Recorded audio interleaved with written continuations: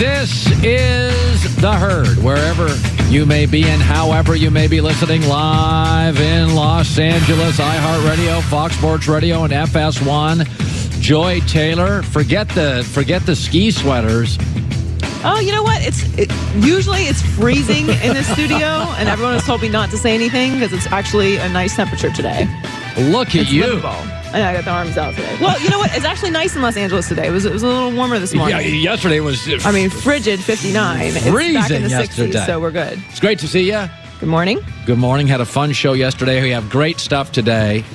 It's such a fun time of the year, so it makes me happy when people join us. We have 4 NFL games this weekend. We're going to get into that.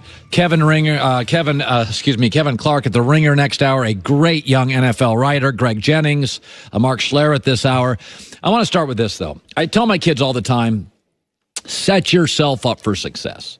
Like if we're going to go on a vacation, even an overnight vacation, I'm like, pack accordingly, take some power bars, take some snacks, set yourself up for success here. Okay, you're going to be out of your little routine here, set yourself up for success. Well, James Harden last night had a huge night. He's on fire. He's scoring 40 a game. He's the NBA's leading scorer. And last night he just went crazy against Golden State. He was amazing. Oh, my God, I can't believe it. And his general manager, Daryl Morey, who I had lunch with about a month ago, who's one of the smart guys in sports, who I really, really like, and his words matter, came out and said, you could argue for him as the best offensive player of all time. Whole bunch of ways to measure it, but for me, he's in the conversation as the greatest offensive player ever. Okay, let's go back to set yourself up for success. Quarterbacks in 2019, 2018, and shooters in the NBA are currently set up for success. Let me give you a football example. Now, we all like Phillip Rivers, right? We don't love him, but we like him. We're not sure he's a Hall of Famer. This year, for the first time in his career, he set an NFL record completing 25 straight passes. The next night, Marcus Mariota, who the Titans were about ready to ship out of town, completed 19 straight passes. A month later, career backup Nick Foles completed 25 straight passes. You think it's a coincidence it's this year? Kirk Cousins this year, more passing yards and more touchdowns by a mile over Troy Aikman. And that's an interesting one to think about because we know Kirk Cousins is a stat monster, but he's not great in big games. Troy Aikman didn't have the stats, but was great in big games. And I want you to remember the Kirk Cousins, Troy Aikman thing. Now let's talk about James Harden. Daryl Morey said he's the best ever. I'm not going to compare him to the best ever because that would be Michael, right? Y'all love Michael or Wilt. Okay, I'm just going to compare him to one guy, Kobe Bryant. As a scorer. So when you're a scorer, does athleticism matter? Yes. Most of the great scorers of all time. Wilt Chamberlain ran track, could play beach volleyball. Wilt Chamberlain, LeBron James, Michael Jordan could do. Athleticism matters. James Harden athletically has 2 moves. One of them is traveling. Kobe Bryant was the NBA's Picasso. Like Phil Mickelson in golf, he's the greatest shot maker of all time. I'm not saying the best player, but Michael Jordan had stock moves. So does LeBron. James Harden has 2. Kobe came down with a blank canvas and just made it up. Athletically, it is not close. By the way, does defense also exhibit and illustrate athleticism? Kobe made All-NBA first-team defense 9 times, second-team 3 times. Harden's a defensive liability. So athletically, and that matters as the greatest offensive player ever, it ain't close. Let's talk commitment. Does commitment matter if you're a great offensive player? I think Kareem was committed to the sport. I think Jerry West, Larry Bird, Magic Johnson, I think Michael Jordan's as committed as any player in league history. Harden had his jersey retired at a Houston strip club. Kobe's got 2 jerseys retired at the Staples. Kobe is known as the greatest practice player in the history of the Lakers. And from what I'm told, Magic Johnson would tell you, it ain't close. Kobe Bryant, in commitment, is the most relentless practice player, most intense off the camera performer, only one close is MJ. Harden, by the way, was traded out of Oklahoma City because of concerns that he wasn't totally committed. Then he went to Houston and proved it by showing up at a strip club an hour after he'd been eliminated in a playoff series. So does athleticism matter? Yep, not close. Does commitment matter? Yeah, not close. Now let's talk about, like actual games. What's the greatest playoff moment in James Harden's career? I'll wait. Because Kobe, I got 6, 7, 8, 9 on my mental Rolodex right now. Let's go to eras. You think James Harden's had it a little easier? Never played with a hand check? Has played in an era with European centers who are 7'2" and 109 pounds. They weigh slightly more than a Triscuit. Kobe Bryant played half his career in the hand check era. And oh, by the way, played when we had centers who were domestic, weighed 280, and it was their job to physically punish you if you went to the rim.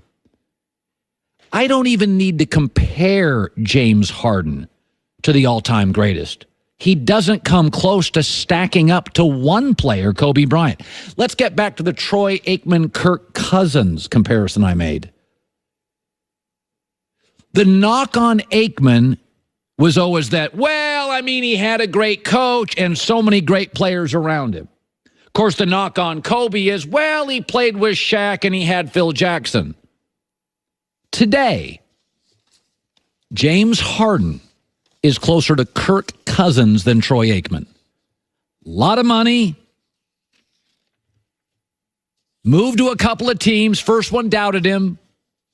He has great stats and has never showed up big in the playoffs.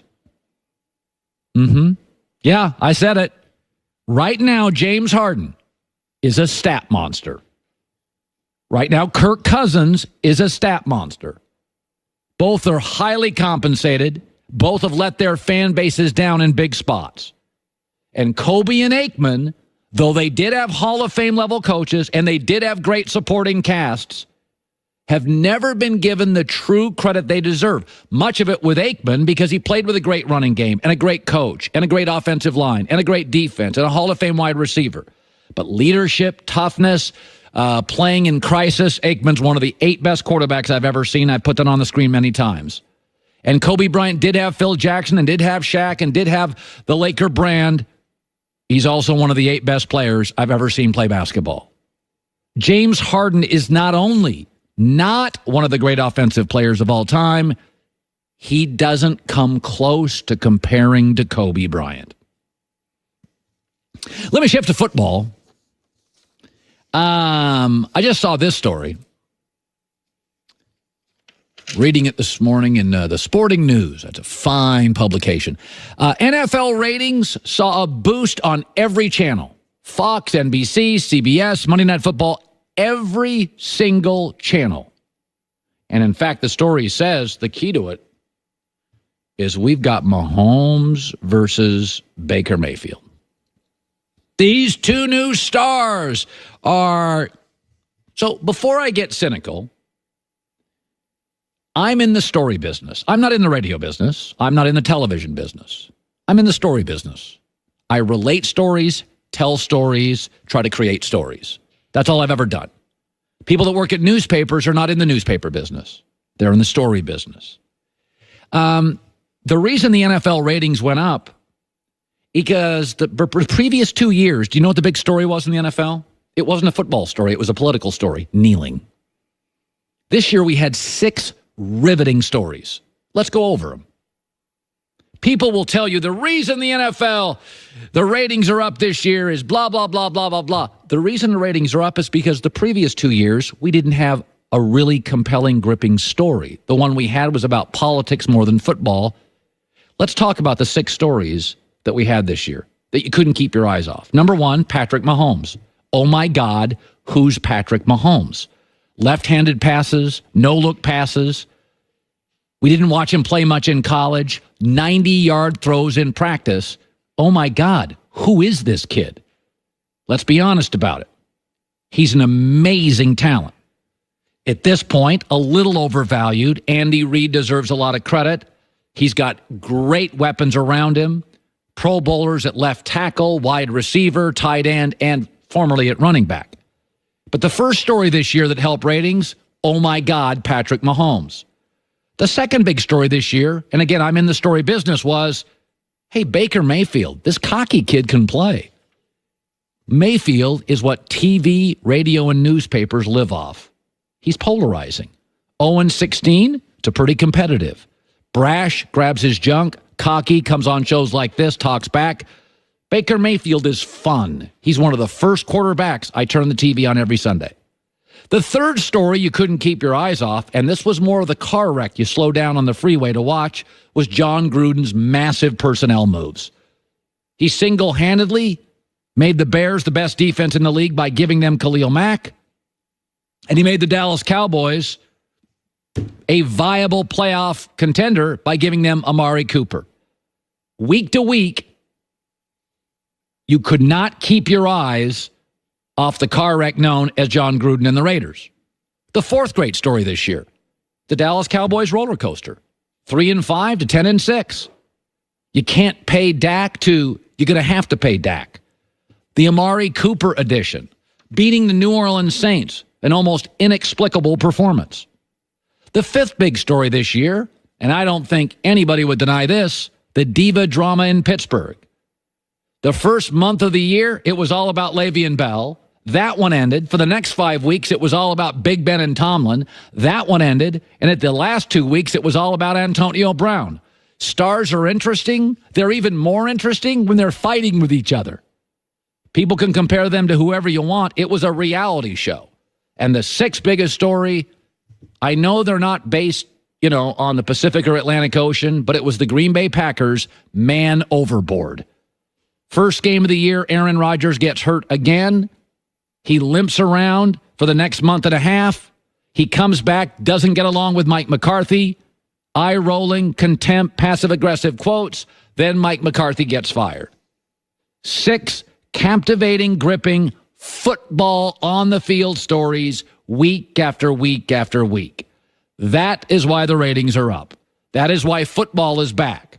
That the number one story in this league is not a political story. It's a story that is the reason we've always watched on Sundays and Mondays and now Thursdays and Saturdays. On the field, can't turn away stories, and we had 6 great ones this year. Coming up next, I've never been a huge fan of Mitch Trubisky until this morning. The Bears